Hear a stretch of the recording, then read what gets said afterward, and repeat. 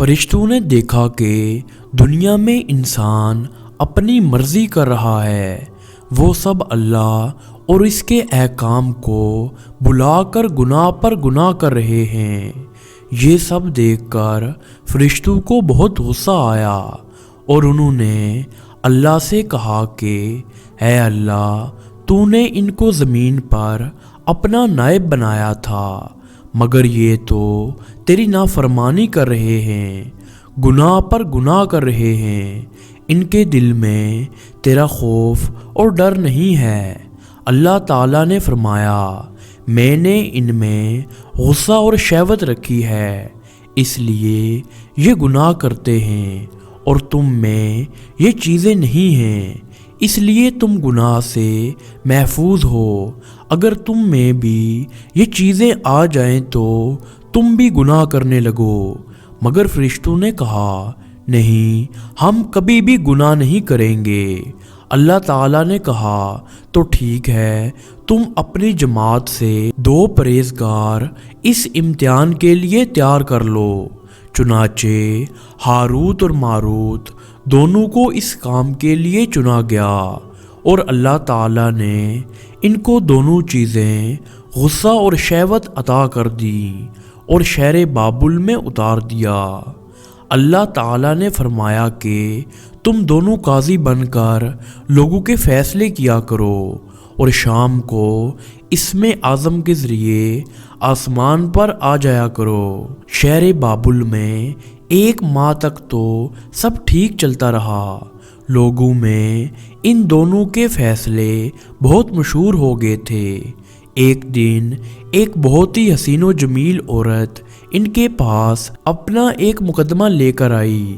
یہ دونوں اس کے حسن کے عاشق ہو گئے اور انہوں نے اس کو غلط کام کرنے کی طرف بلایا، مگر اس نے کہا، تمہارا دین اور ہے، میرا دین کچھ اور ہے، اگر میرے شوہر کو پتہ چل گیا تو وہ تمہیں مار دے گا۔ پہلے تم میرے بت کو سجدہ کرو اور پھر میرے شوہر کو مار دو، اس کے بعد میں تمہاری اور تم میرے۔ انہوں نے اس کی بات سن کر اس کو انکار تو کر دیا، مگر اندر سے وہ دونوں اس کے عشق میں جل رہے تھے، عشق کی آگ بھڑک چکی تھی۔ کچھ دن گزرنے کے بعد وہ دونوں اس کے گھر جا پہنچے۔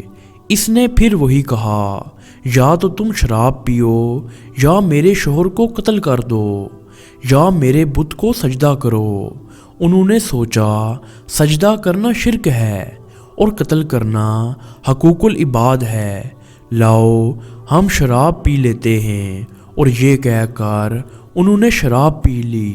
شراب پی کر وہ مست ہو گئے اور اس مستی میں انہوں نے بت کو سجدہ بھی کیا، اس کے شوہر کو قتل بھی کیا اور اس کو اسم اعظم بھی بتا دیا۔ اسم اعظم کی مدد سے وہ عورت آسمان پر پہنچ گئی اور اللہ تعالیٰ نے اس کی روح کو زارا ستارے سے متصل کیا اور اس کی شکل زارا ستارے کی طرح ہو گئی۔ شام کو جب ان کا نشہ اترا تو وہ اپنے کیے پر بہت شرمندہ ہوئے، وہ اسم اعظم بھی بھول چکے تھے۔ اللہ تعالیٰ نے فرشتوں سے فرمایا کہ انسان تو میری تجلی سے دور رہتا ہے، یہ تو روز شام کو حاضر بارگاہ ہوتے تھے اور پھر بھی شہوت سے مجبور ہو کر گناہ کر بیٹھے۔ انسان اگر گناہ کر لے تو کیا تعجب ہے، اس نے میری تجلی نہیں دیکھی ہے۔ یہ سن کر فرشتے بہت شرمندہ ہوئے اور انہوں نے زمین والوں پر لعنت ملامت کرنے کی بجائے ان کے حق میں دعائیں کرنی شروع کر دیں۔ ان دونوں فرشتوں نے حضرت ادریس علیہ السلام کے دربار میں حاضر ہو کر ان سے درخواست کی کہ وہ اللہ سے ان کی سفارش کر دیں۔ آپ کے کہنے پر اللہ تعالیٰ نے فرمایا کہ ان سے کہو، دنیا اور آخرت دونوں میں سے کسی ایک عذاب کو چن لیں۔ انہوں نے کہا، دنیا کا عذاب تو وقتی ہے، مگر آخرت کا عذاب ہمیشہ کا ہے، اس لیے انہوں نے دنیاوی عذاب قبول کر لیا۔ اللہ نے ان کو زنجیروں میں جکڑ کر بابل کے کنویں میں الٹا لٹکوا دیا اور اس کے نیچے آگ دہکا دی ہے۔ ان کی زبانیں پیاس کی شدت سے باہر آ رہی ہیں۔ اللہ ان پر رحم فرمائے۔